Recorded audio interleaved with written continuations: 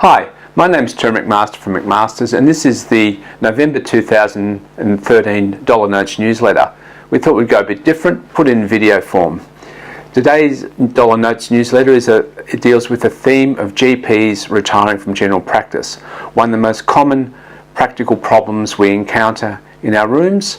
Probably 2 or 3 times a week, we're sitting down having a good chat about the easiest way logistically, financially and psychologically for a doctor to wind down practice and ultimately stop practice and close off on what's been normally a very busy and productive medical life. So, how should GPs retire? Well, first understand that there's more than 1/3 of GPs in Australia over age 55. That's an often joke, all the rest one day will be. In 2013, there were about 22,000 GPs in Australia. So that means it's fair to say that at the moment there's about 7,000 older GPs in Australia thinking about retirement. Most older GPs are concerned about how to retire from general practice, how will they live, how will they fund their living costs once they close up shop. But happily, most older GPs don't have financial concerns. Most are reasonably well off and are going to be able to fund a reasonably comfortable old age and secure and pleasant retirement from them, say, their mid-50s on. Most Australian men are retired by age 58. That seems pretty young to me, probably too young. Most women are actually retired even younger, about age 50, which is definitely too young. Most people, other than doctors, don't get to choose when they retire. Circumstances just conspire to leave the workforce. Most are financially underprepared and also, I would say, psychologically unprepared. But this forced retirement phenomena is rarely a problem for GPs. There's actually a serious shortage of GPs right around Australia, and it seems to me the shortage is becoming greater every year. Yeah, I know that the GP numbers are rising and that there's more in the pipeline, but the fact is the population is rising faster, so relatively speaking the shortage is getting greater, more acute. This is particularly the case in the less fashionable suburbs and the more remote locations. As a result of this shortage of GPs, most GPs can normally decide when and how they leave the workforce. So what factors influence this decision? Well, it's rarely a straightforward financial decision. It's normally a mix of influences. And most decisions reflect, obviously, the GP's financial profile, or as I've said, this is not as determinative as you may have expected. Relationships, often long-suffering spouses or wives in particular, I guess, are often eager to do other things. Reduced need to provide for others by, say, age 55. Most GPs' kids are financially independent or soon will be, and that dominating and controlling provider instinct is starting to abate a bit. The kids are now taller than you, well educated and can look after themselves. Your job as a parent is complete, and I'm tempted to say you're now biologically superfluous. In some ways you may be. There's an increased awareness of your own mortality and your own limited time on this earth. Usually one, if not 2 parents have passed away, and often one of the golf gang or the bike peloton have popped off the perch prematurely too. And you know, the doctor's aware of that. There's a declining physical capacity for hard work. As you get older, those long days seem to get even longer and certainly harder. I hear tales of 65-year-old rural GPs virtually collapsing into bed every night when they get home, not able to do the things they could when they were young men. It's an interesting reflection that by age 55, most GPs have probably completed the equivalent of more than 2 normal working lives. The hard work started at school, went on through university into the early training, then right through long and demanding careers. Most GPs forget how demanding their day-to-day life is. There's no occupation even close. 3 or 4 patients an hour, every hour for 8 to 10 hours, 5 to 6 days a week, and anything can happen at any time. Then there's the paperwork. It's actually a stressful job, and in my view, nothing much comes close. So by age 55, most GPs are, to be frank, almost dreaming of cutting back a bit, relaxing a bit and enjoying themselves more. But it's actually not as simple as just stopping work. I wish it was. There's something about the mind of the GP that stops the GP from simply just stopping work. It's id, it's ego, it's loyalty to patients, it's loyalty to colleagues, it's a social conscience. Doctors have God-given skills that should be used, and as we've noted already, there just aren't enough GPs to go around at the moment. Less altruistically, what else would you do? Most men are living to about age 80 these days, and most women to about age 83. That can be 25 to 30 years of retirement, and as they say in footy, you're a long time retired. Let's face it, most of us are scared of stopping work. GPs more than most, and to be frank, it's completely normal, particularly for men. This is because once the doctor hangs up his stethoscope, he just becomes another old bloke shuffling around the supermarket with nothing much to do, and he finds that pretty scary. So few GPs really want to stop work completely. I don't blame them. How should a GP retire then? Our thesis, distilling more than 20 years of practical experience into a few quick sentences, is early, gradually and slowly. Let's look at why. The diagram on the screen shows the expected work pattern of a typical 50-year-old male GP. The client's current projected work pattern is shown, and our preferred work pattern is shown. As you can see, this doctor is going to stop working suddenly just before age 65, with the cause being overwork. Doctors may give the cause a different name, possibly in Greek or Latin, but the real cause of stopping work will be overwork. Our advice every time to the 55-year-old GP is to cut back as soon as possible. Get off that terminal blue curve and onto that long downward sloping yellow curve. Start retiring early and never stop. Block out Fridays and just work 4 days a week. Go away most weekends. Or if you can't do that, block out 2 months a year and go north, or to the top part of Australia, or even the top part of the globe. Get to know your partner again. Catch up with the kids, look after the grandkids, look after the garden, visit Europe, take up tennis, triathlon, Ironman, swim the channel, do anything, just don't go to work. And of course, manage your own health. If you do this, you'll probably live longer, live happier, earn more money, and since there is more space under that beautiful long downward sloping yellow curve, see more patients and do more good. Everyone's winning.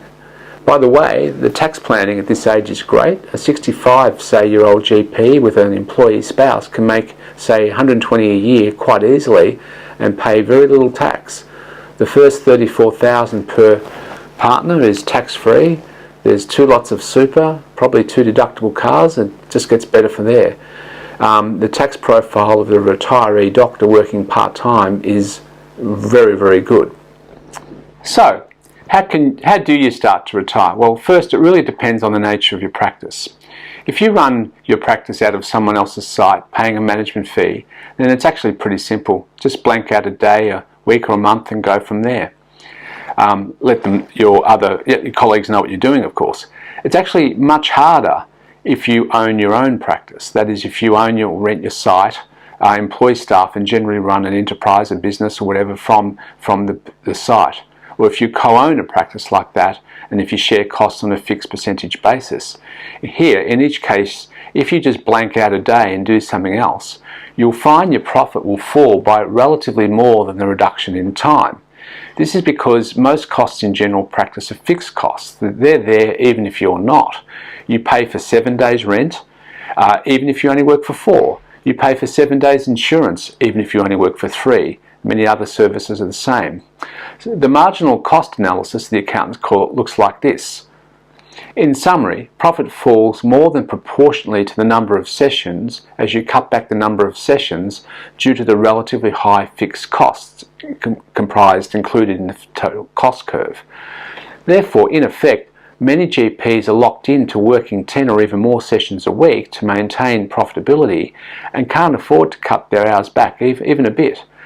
The image of a mouse on a treadmill does jump to mind. What can you do to change this? Well, the good news is you can change it. First up, you can sell your practice. But this isn't as easy as it sounds. Goodwill values are very low at the moment, and that's probably not going to change, but it can be done. At any time, the McMasters legal practice is handling at least 3 or 4 practice sales, and sometimes we see reasonable good figures, but usually we don't. Luckily, most GPs have anticipated and been aware of the fact that there's no goodwill, and they've worked on other strategies and aren't relying on goodwill to retire. Your practice will be easier to sell if you can show it's got above average profitability, and to be frank, this means you probably have to have a few other GPs and allied health professionals working with you who will stay on with the new owner once you go. If you can stay on indefinitely as a consultant, it's particularly good. Change teams and become one of the non-owner doctors. We recommend you do this, but don't get your hopes up too high on the goodwill side of things, because most vendors' hopes are crashed pretty quickly. If you can't sell your practice, and that could be what happens, think about instead amalgamating with another practice, in the sense that you shut your doors and move down the road to another clinically compatible practice. You see your own patients and you pay a hopefully lower than normal management fee. It's understood from the start that you'll only be working, say, 4 days a week, and that this will reduce over time and you won't have to do any admin. Patient continuity is ticked off. Here, I'm constantly impressed by the loyalty and commitment of doctors to patients. It's an important thing, and this option means you know your patients will be taken care of, and if you're not there. What if you can't amalgamate your practice? Here, ultimately, a hard decision has to be made, sometimes very emotional. My vote is, in the short term at least, you just take for lots of leave. Book yourself out for a month of time and go and do something else. But this is just a temporary solution. Ultimately, you probably have to shut your doors and leave the practice behind. That's a tough call, not easy at all. Most GPs in this situation have exceeded expectations and cannot be criticised for finally, at long last, putting themselves first. So when they shut their doors and moved on, the good news is that the experienced 65-year-old former solo GP looking for part-time work faces an abundance of offers and can actually pick and choose his or her new practice. The GP is interviewing the practice, not the other way around. Finding another position is actually very easy and done very quickly normally with a variety of choices. In the case of co-owners, it may not be as simple. Changing the co-ownership agreement to be moved from a fixed cost sharing arrangement to a more flexible sharing arrangement is one option. This requires a negotiation with the co-owners, and this can be tricky. Other co-owners may simply change teams, that is, they may stop being an owner but stay on to practice seeing their patients and paying a management fee to their former co-owners. Often this management fee will be quite low, reflecting the GP's contribution over the years. Sometimes these negotiations are easy and sometimes they're not, but they're needed and they shouldn't be avoided. Remember, they create a precedent for the younger doctors, and my advice to the younger doctors is don't play your cards too hard, because one day it'll be you wanting to leave the practice. Do unto others and treat others as you would like to be treated yourself. What about the corporate option? The corporate option, and here we're probably saying joining someone like primary healthcare, can be a very viable retirement plan. Many GPs have signed on, transferred their patients in, banked a cheque for, say, $500,000, probably CGT free, then worked in the centre for 5 years with a 50% management fee for about 50 hours a week, and been very satisfied with the arrangements, including being satisfied that their patients will be cared for well when they start to bow out properly at the end of the 5-year period. Give you one example. A few years ago, a client GP on his own account, not through us, negotiated a cheque from primary healthcare for just $300,000. Same rules, 5 years at 50%, but it was a 30-hour week, not a 50-hour week. Hence the reduction from $500,000 to $300,000. It was a pro-rata reduction. He was well into his 60s and previously been working more than 70 hours a week as a solo practitioner. He thought he was going part-time and getting paid to do so. He loved it. And to be frank, it sounded smart to me, and we just endorsed and ticked off his decision. To sum up, for the third of GPs over age 55, and those who soon will be, retiring from practice is the big issue. It's what's impacting their thinking about their practice lives at the moment. The good news is it can be done in a civilised and sensible way, respecting all stakeholders, including the GP and that long-suffering spouse, colleagues and of course patients, and a way that maximises the economics of the matter.